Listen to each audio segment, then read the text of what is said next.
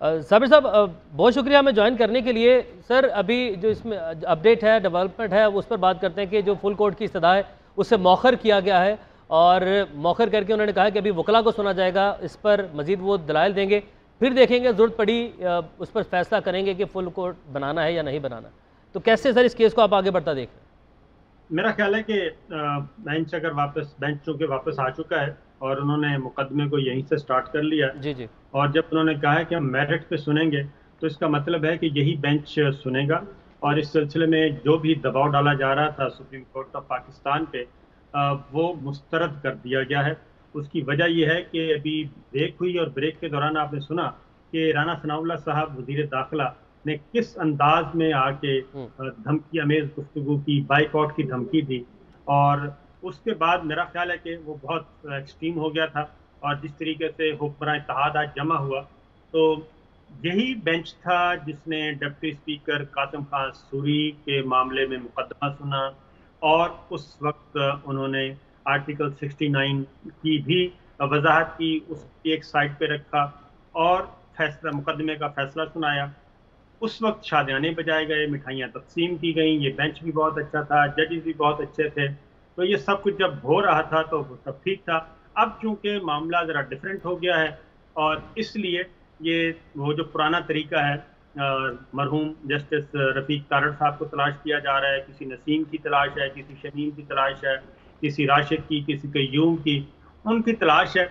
और brief case भी I think तैयार होंगे, लेकिन इस वक्त मामला नहीं इनके काबू में रहा।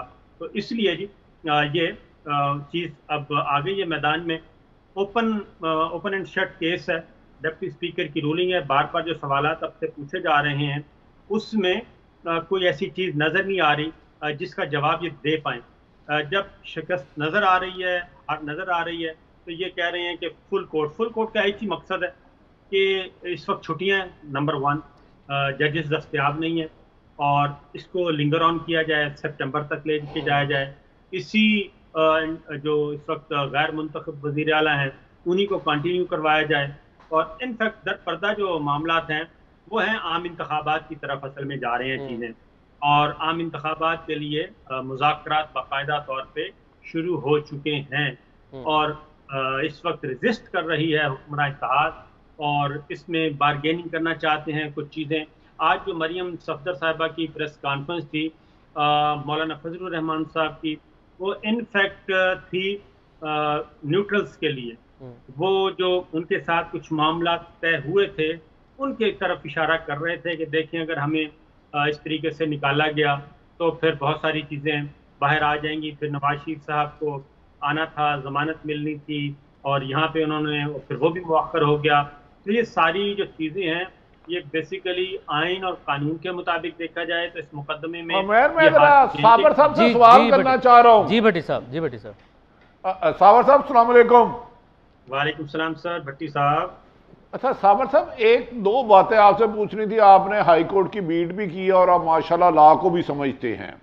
एक तो प्राइम मिनिस्टर हाउस में एक मुलजमा बैठती है और अदलिया पर हमला कर फरमाती है और कहती है मैच फिक्सिंग होता है, और दूसरा बेंच फिक्सिंग। मैच फिक्सिंग जुए की इस्लाह में समझा जाता है, और कहती है दूसरा मैच फिक्सिंग होता है।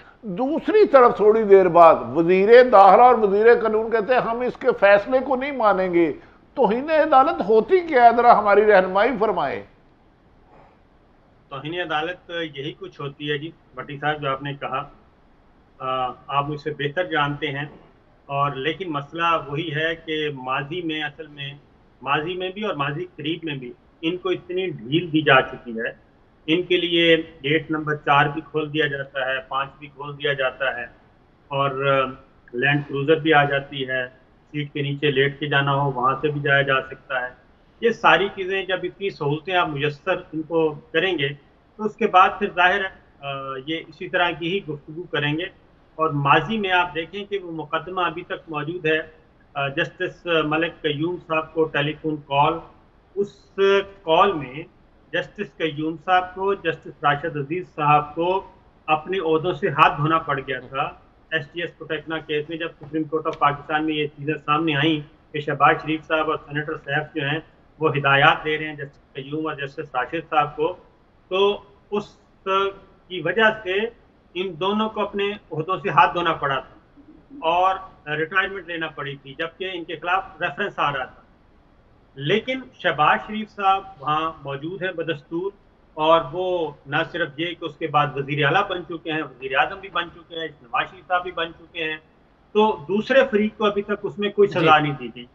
तो ये चीज मौजूद है, और इसीलिए जब आप सजा नहीं देंगे तो ये सब कुछ होगा।